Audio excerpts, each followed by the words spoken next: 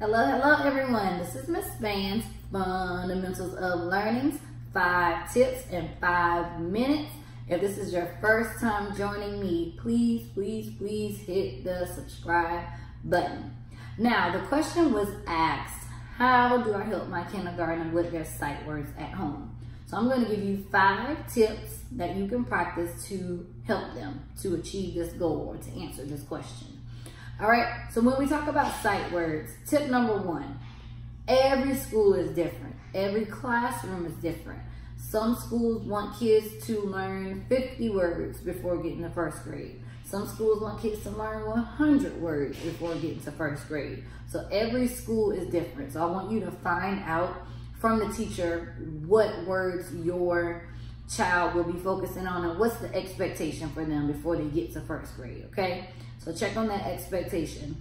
The second tip is that I want you to make sure that you understand the terminology. So you may hear sight word, you may actually hear snap word, okay? Some teachers say these are our snap words. And snap words just mean I want them to know the word quickly. As soon as they see it, I want them to be able to read it.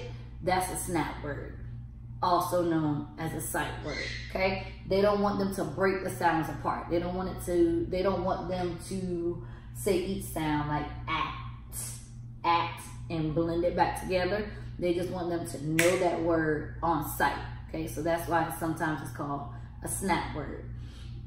Third tip, the third thing I want you to make sure that you practice is to not overload and to not bombard them with sight words. I would suggest having them practice no more than 3 to 5 sight words a week.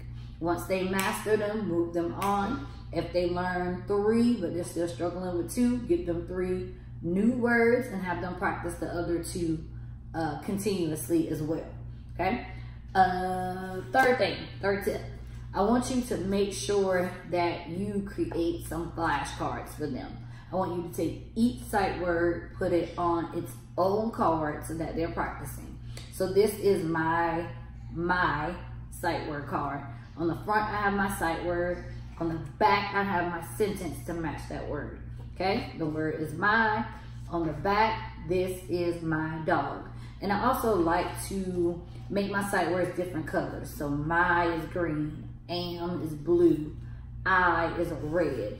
Just because I found out sometimes it helps them connect to the word, because they may say, oh, I remember that my green word is mine, or I remember that my blue word is am, okay? And the last tip number 5, is I want you to create a word wall for your son, your daughter, your loved one, whomever you're helping with these sight words. I want you to create a word wall for them because it is so important, and it's a tool that we use commonly in the elementary classroom. They're going to see this from pre-K all the way up to 5th grade. They're going to see and they're going to know about word walls.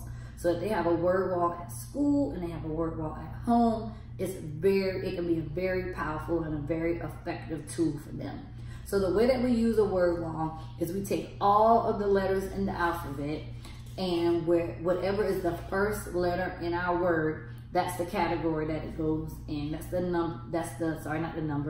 letter that it goes under, okay? So for the word am, it will go under the letter A because A is the first letter.